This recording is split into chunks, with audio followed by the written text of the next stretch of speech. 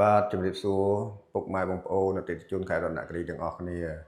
បាទថ្ងៃនេះខ្ញុំបាទសូមធ្វើបទបង្ហាញពាក់ព័ន្ធនឹងការងារដេគ័រមួយចំនួនដែលខាងខ្ញុំបាទកំពុងតែផលិតរួចរាល់ជាថាពរហើយសម្រាប់ការងារជួសជុលផ្ទះមួយកន្លែងនៅ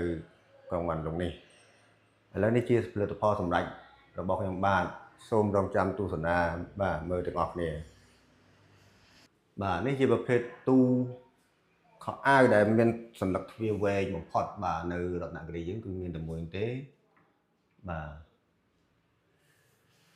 ដោយយើងមិនបាច់ចាំធ្វើសន្លឹកទ្វារ2សន្លឹកនេះកន្លងមកទេជាទូទៅពីដើមមកវាមានសន្លឹកទ្វារតគ្នា2សន្លឹកតែនេះខាងមេគ្រីឌីករបស់ខ្ញុំបាននាំយកសន្លឹកទ្វារថ្មីដែលយើងអត់តទេគឺយកទៅសន្លឹកវែងហ្មងគឺបើកសន្លឹកដល់លើបណ្ដោយបាទនេះទូខោអាវទូខោអាវនេះមានភ្លើងបាទមានភ្លើងសម្រាប់បំភ្លឺពេលដែលយើងយកខោអាវយកអីសម្ភារៈក្នុងទូអញ្ចឹងណាបាទអញ្ចឹងងាយស្រួលមែនតើបាទសម្រាប់ទ្វារទូនេះអត់បោទេបងប្អូនអត់បោទេសម្រាប់ទ្វារក្រាស់បាទអានេះជាកញ្ចក់បាទប្រភេទកញ្ចក់របស់ខ្ញុំនេះក៏អត់ដូចជាកញ្ចក់ទូទៅដែលជាងនៅរតនគិរីគាត់ប្រើដែរបាទនេះជាប្រភេទកញ្ចក់ញោមដេគ័រយើងសម្រាប់ធ្វើមកបដោតទៅលើការងារទូទាំងមកបាទមានសុំមកវាតូចមើលទៅឃើញស្អាតស្លីមហើយក្នុងទូមួយគឺខ្ញុំបាទប្រើភ្លើងបាទប្រើភ្លើងទាំងអស់សម្រាប់គាត់ដាក់តាំងអីវ៉ាន់មកកុំឲ្យពិបាកក្នុងការយកអីវ៉ាន់ងឹតអីចឹងណាបាទនេះបងប្អូននេះជាទូតាំងសម្រាប់យើងតាំងសម្ភារៈឬដូចជាគ្រឿងចម្លាក់ឬមួយក៏សម្ភារៈដេគ័រផ្សេងយកតាំងបាទឬមួយក៏កាបូបស្បែកជើងនេះតាំងបានដូចគ្នាបាទយើងមានពាក់ភ្លើង LED ដូចគ្នាបាទអានេះគឺជាទូតាំងទូទាស់បាទអានេះទូទាស់យើងតាំងអញ្ចឹងទៅបាទហើយអានេះជាប្រភេទសេរីភ្លើងថ្មីដែលខាងជាទូទៅមិនងាយមានទេនេះបាទ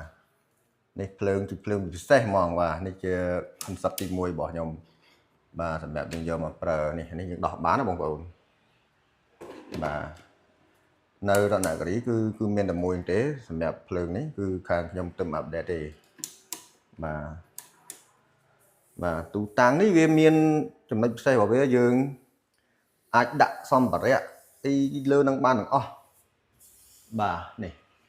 បងប្អូនមើលអានេះវាមានវាចំណេញយើងចង់តាំងកាបូបក៏បានតាំងស្បែកជើងក៏បានតាំងជារូបអនុស្សាវរីយ៍សញ្ញាបត្រអីបានទាំងអស់បាទហើយក្នុងកែនេះគឺយើងបានដាក់បានច្រើនដែរបងប្អូននេះដាក់សម្ភារៈស្អីក៏បានដែរបាទហើយសម្រាប់កែដេកវិញបងប្អូនកែដេកគឺយើងធ្វើជាប្រភេទក្តារ plywood បាទនេះធានាបាទរឹងមាំបាទអត់អង្គើទេចាំមើលចម្លើយណាបងចង់ឡើងប៉ុន្មានអ្នកគាត់អត់នេះដែរបាទហើយអានេះយើងមានក្បាលក្រែអេប៉ុងបាទទប់ការពារយើងបុកក្បាលបុកអីពេលយើងគេងទៅណាអានេះយើងប្រភេទប្រើម៉ា PVC បាទនេះមានភ្លើងឡាញជុំវិញហើយនឹងពូ LED ពេលរាត្រីបាទនេះកុងតាក់សម្រាប់ភ្លើងទាំងអស់នេះបាទហើយអានេះលយដល់នេះបងប្អូននេះអានេះជាក្តារប្រភេទស្លឹកទ្វារវែងដែរបាទប្រភេទ LOSB បាទគឺរតនគិរីគឺមានតែមួយទេបាទនឹងឯដែលខាងខ្ញុំនាំចូលមកពីខាងក្រុមហ៊ុនដូចគ្នាបាទនេះ PVC ply បាទអានេះជា plywood បាទ plywood ទាំងអស់និយាយរួមសម្ភារៈផ្ទះនេះគឺប្រើ plywood ទាំងអស់បាទគ្រាន់តែមានតម្លៃលើសពី MC តិចតួចបាទបងប្អូនបាទជាចុងក្រោយបើសិនជាបងប្អូនមានចំណាប់អារម្មណ៍ទៅលើការងារដេគ័រឬមួយចង់ design ប្លង់ឬមួយគូប្លង់ខាងដេគ័រឬមួយក៏ interior ឬមួយក៏ជាប្លង់សំណង់ទូទៅបងប្អូនអាចតាក់ទងមកលេខខាងក្រុមបានបាទសូមអរគុណ新年快乐，新年快乐，